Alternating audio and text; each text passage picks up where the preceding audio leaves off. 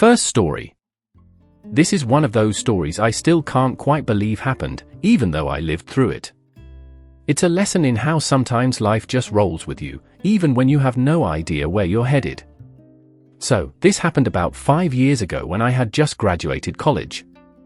I was living in a mid-sized city, desperately looking for my first real job.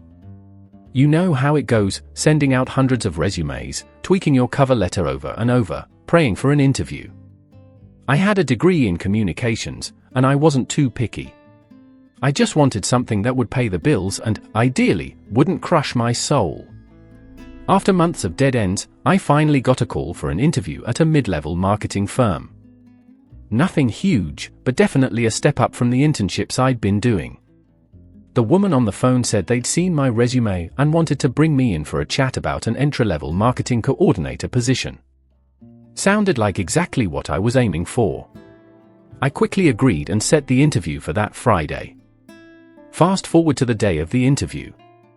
I put on my one good suit, rehearsed answers to common questions in my head, and showed up 15 minutes early to make a good impression. The office was in this sleek, modern building downtown.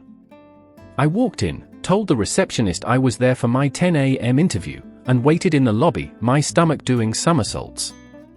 After a few minutes, a guy in a well-tailored suit came out and introduced himself as James. I figured he was the hiring manager or something. He didn't ask me much at first, just motioned for me to follow him. We walked down a hallway and into a large conference room. Inside, there were 6 other people sitting around a table, all of them looking at me expectantly. I instantly panicked. Why were there so many people in this interview? I thought it was supposed to be a one-on-one situation. But I tried to play it cool, gave them my most professional smile, and sat down. James started talking. But he wasn't asking me typical interview questions. No, he was throwing out terms like quarterly projections, budget forecasting, and client acquisition strategies. I had no idea what any of that had to do with a marketing coordinator position. Still, I tried to follow along, figuring maybe this was their way of testing my general knowledge of business. Then things got weirder. One of the other guys at the table, let's call him Dan, started asking for my opinion on some specific accounts they were managing. What's your take on how we've been handling the Lanning account? Do you think we should push for a higher retainer in Q4? I froze.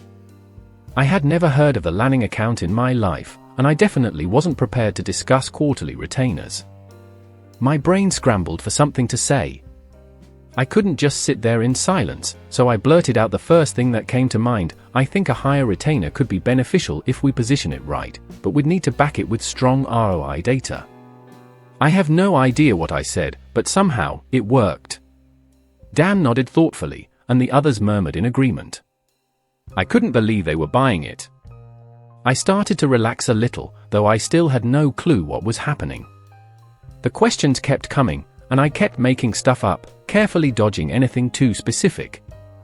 About 20 minutes into the meeting, I realized I wasn't in an interview at all. I was in some kind of high-level strategy meeting. These people thought I was already part of the team. I must have been mistaken for someone else, probably someone who was supposed to show up for this meeting and hadn't. At this point, I had 2 options: confess that I wasn't supposed to be there and deal with the embarrassment, or just roll with it and see how far I could take this. Naturally, I chose the second option. The meeting lasted almost an hour, and by the end of it, I had thrown out a few more generic business terms I'd picked up from TV shows, nodded a lot, and agreed with whatever sounded smart. They even handed me a folder with notes and charts, like I was supposed to review them later. When it finally ended, James clapped me on the back and said, "Great insights today. Glad to have you on board for this." I smiled, shook hands with everyone, and walked out of the conference room, my heart pounding. As soon as I was back in the lobby, I made a beeline for the elevator. I couldn't believe what had just happened. I was fully expecting them to realize the mistake by the time I got home. But the story doesn't end there. That afternoon, I got an email from James thanking me for attending the meeting and confirming that I was now part of the team on a 3-month trial contract. They offered me a job, not as a marketing coordinator, but as a junior account manager. Junior account manager. I barely knew what that meant, but they were offering more money than I had ever dreamed of making at 22, so I did what any rational person would do. I accepted. For the next 3 months, I worked at this company, learning everything on the fly. I watched countless YouTube tutorials on business lingo, Googled every term that came up in meetings, and spent my weekends reading marketing blogs and business books, trying to keep up. I was in way over my head, but somehow, I managed to keep up the facade. By the end of the trial period, I had actually started to get the hang of things. I wasn't just faking it anymore, I was doing the job. They offered me a permanent position, and I stayed with the company for another 2 years. By the time I left, I had become pretty decent at account management, even if I had no idea how I ended up there in the first place. So yeah, that's the story of how I accidentally got hired for a job I didn't even apply for and just rolled with it. Looking back, I should have said something that first day, but I guess part of me wanted to see how far I could take it. And honestly, I'm glad I did. It was one of the strangest, most surreal experiences of my life, but it taught me a lot about confidence and the power of just showing up. Has anyone else ever been in a situation where you just faked it until you made it? Because that's pretty much what I did for the first 6 months of that job. Second story. I've never been much of a photographer. Sure, I take the occasional Instagram shot of my dog or a scenic sunset, but that's about the extent of my skills. So, imagine my surprise when I found myself standing in the middle of a wedding, camera in hand, playing the role of the official wedding photographer, a role I was absolutely not qualified for. And the best part? It was all because of one small, innocent misunderstanding. Let me take you back to the start of this story. It was about 2 years ago, during a summer that felt hotter than usual. My friend Megan had asked me to help out at a friend's wedding. I didn't know the couple getting married, but I owed Megan a favor. She made it sound like I'd just be helping with some small tasks, moving chairs, making sure the music was in sync, that kind of thing. It didn't sound too bad, and I didn't have plans that weekend, so I agreed without much thought. The wedding was set to take place at a small vineyard outside of town. When I arrived, everything looked pretty much how I expected, guests milling around, a simple but charming setup, and a little nervous energy in the air. Megan introduced me to a few of the key people, mainly the bride's side of the family, and handed me a name tag. It said Nick, which, you guessed it, is my name, but with a slight twist, under my name, in smaller letters, it said photographer. Wait, Megan, I said, waving the name tag in front of her. There's been a mistake. I'm not the photographer. She glanced at the tag, blinked, then shrugged. Oh, don't worry, it's probably just a mix-up. They know the real photographer is coming later. That should have been the end of it. I figured I'd slap the name tag on for now, help out, and the real photographer would show up soon. So I started doing what I came for, helping set up chairs, arranging flowers, and moving things around. Nothing too out of the ordinary. About 20 minutes later, someone tapped me on the shoulder. It was the bride's sister, looking a little frantic. Nick, right? She asked. The photographer? Before I could correct her, she launched into a monologue about how they needed some quick pre-ceremony photos while the lighting was perfect, and the real photographer was stuck in traffic. Then she shoved a professional-looking camera into my hands. Now, like I said before, I'm not a photographer. Sure, I can snap a picture on my phone like the next person, but this camera was something else, big, heavy, and covered in dials and buttons I didn't understand. But in that moment, surrounded by bridesmaids and family members who were counting on me, I panicked. I didn't want to disappoint anyone, and honestly, I figured, how hard can it be? It's just pressing a button, right? I smiled awkwardly and nodded, thinking I'd just stall for a bit until the real photographer arrived. The bride's sister guided me over to where the bride and her bridesmaids were getting ready. Just some candid shots, she said. Nothing too fancy. We just want to capture the moment. I was sweating. My palms were clammy as I adjusted the strap of the camera around my neck, trying to figure out how to even turn it on without looking like a complete idiot. After fiddling with it for what felt like an eternity, I found the power button and heard the satisfying click of the camera coming to life. Step 1. Success. I pointed the camera at the group and pressed the shutter button. A little too hard, apparently, because the flash went off, blinding everyone in the room. Sorry, I stammered. I'll just adjust that. I frantically fiddled with more dials, pretending I knew what I was doing.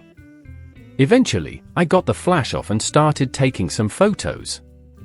Or at least, I thought I was taking photos. For all I knew, I could have been taking blurry messes or just not pressing the right button at all. But the bride and her bridesmaids were laughing, smiling, and posing. They were so wrapped up in the moment that no one seemed to notice my internal crisis. So, I kept clicking away, trying to move around like I'd seen wedding photographers do at other weddings I'd been to. Just as I was starting to feel a little more comfortable, even though I still had no idea if I was actually getting any good shots, someone burst into the room. It was Megan, looking equally frazzled. "Nick," she hissed, pulling me aside. "The real photographer just called. He's stuck in traffic for another hour. You need to cover the ceremony." "What?"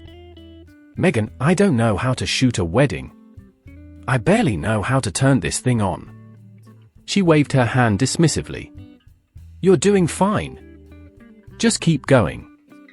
We don't have another option." I stood there, staring at the camera in my hands, feeling the weight of it and the situation settle on my shoulders. But at that point, what choice did I have? Everyone was counting on me. The ceremony was about to start, and there was no time to argue. So, I did it. I took a deep breath, found a decent spot at the front of the ceremony, and started snapping away. The bride walked down the aisle, the groom looked emotional, and the guests were all beaming. I tried to capture all of it, adjusting angles, getting close-ups, and praying to every god I could think of that I wasn't completely screwing this up. When the ceremony ended, I was somehow still alive, and no one seemed to have noticed that I was a complete fraud. The real photographer finally showed up during the reception and took over from there, much to my relief. I handed him the camera with a nervous smile and slunk away to the bar, where I immediately ordered the strongest drink they had. Later that night, I found myself sitting at a table, sipping my drink and reflecting on the day. The wedding was beautiful, the couple seemed happy, and despite my sheer lack of expertise, I'd somehow managed to pull off the role of wedding photographer for a couple of hours. I was still waiting for someone to come up and ask me, why were half the photos blurry, or why did you leave the lens cap on for half the ceremony? But that never happened. The craziest part? A few weeks later, Megan texted me to say that the couple had gotten their photos back and loved them. Apparently, they thought my shots were artistic and authentic, and they couldn't stop gushing about how perfect the candid moments were. I still don't know how I pulled it off, but somehow, in that wild, nerve-wracking moment, I managed to convince everyone that I knew what I was doing. And honestly, it's one of the most bizarre and oddly fulfilling experiences I've ever had. I'll never claim to be a photographer again, but for one day, I guess I was. Third story. I don't know why I agreed to it in the first place. It was supposed to be just a quick favor, one of those things you do for a friend because you're a decent human being. But of course, like everything in my life, it spiraled out of control in the weirdest way possible. So my buddy Tom had just moved into a new apartment across town.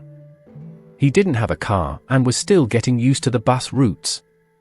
One Friday afternoon, he called me and asked if I could drive him to pick up a desk he found on Craigslist. I had nothing planned for the evening and figured it was no big deal. Just a quick trip, in and out, he said. Sure, I replied. No problem. Except, there was a problem. My car was in the shop, and I had no way of driving Tom to the other side of town. When I told him, he paused for a second before suggesting, you could just take my car. I know you're good with it, and it'll save me the Uber. That's where I should have stopped and said no. But in my infinite wisdom, I agreed. Tom had this beat-up old Toyota Corolla that looked like it had been through some rough times. The thing rattled when it idled, the windows stuck half the time, and the air conditioning was basically non-existent. But hey, it was a car, and I figured, what's the worst that could happen?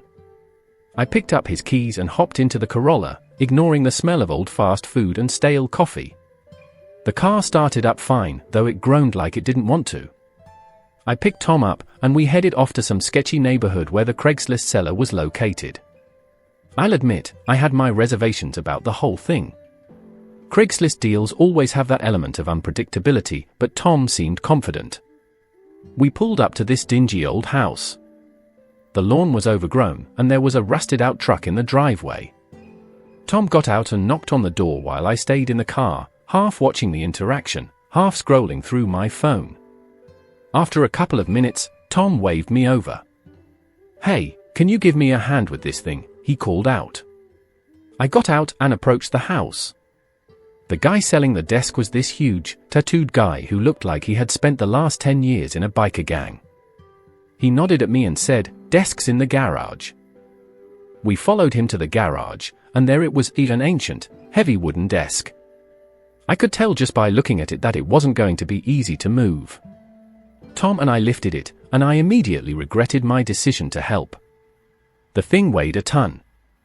But we managed to drag it to the car, and that's when I realized we had another problem.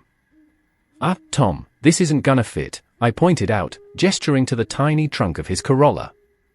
"Yeah, I see that now," he said, scratching his head. The seller, who had been watching us struggle, finally spoke up. "You could take the legs off. That'd probably help." Great. Now we had to disassemble the thing in this guy's driveway.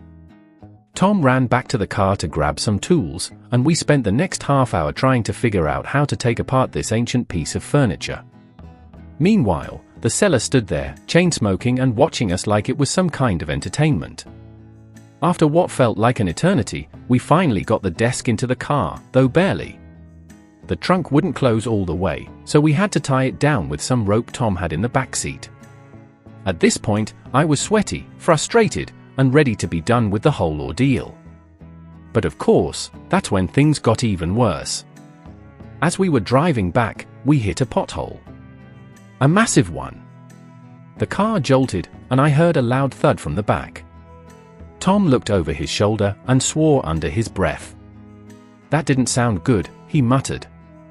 I pulled over to check the damage, and sure enough, one of the legs of the desk had come loose and was now sticking out of the trunk. Worse, it had somehow managed to crack the rear windshield. There was glass everywhere. "Are you kidding me?" I groaned, staring at the shattered window. "This can't be happening." Tom, to his credit, tried to stay calm. "We'll just take it to a repair shop tomorrow. It's not that bad." Not that bad? The window was completely destroyed, and we still had half a desk hanging out of the car. But what could we do? We tied the leg down as best as we could and continued the drive, both of us silently praying nothing else would go wrong. By the time we got back to Tom's apartment, it was dark. We managed to drag the desk inside, though it left a trail of dirt and sawdust all over the hallway. I was so done with the whole thing that I didn't even care anymore. "Thanks, man," Tom said, looking sheepish. "I'll cover the cost of the windshield, I swear." "Yeah, you better," I replied, exhausted. I finally headed home, driving Tom's car with the wind whipping through the broken rear window. The noise was unbearable, and I felt like everyone on the road was staring at me. I just wanted to get back to my place, drop off the car, and forget this whole thing ever happened. But as I pulled into my driveway, I noticed something strange. The front passenger tire was completely flat. I stared at it in disbelief, my mind struggling to process the sheer amount of bad luck I had encountered that night. I called Tom. "Hey, your tire's flat," I said, trying to keep the annoyance out of my voice. There was a pause before he answered, "Oh yeah, I meant to tell you that. It's been leaking air for a while.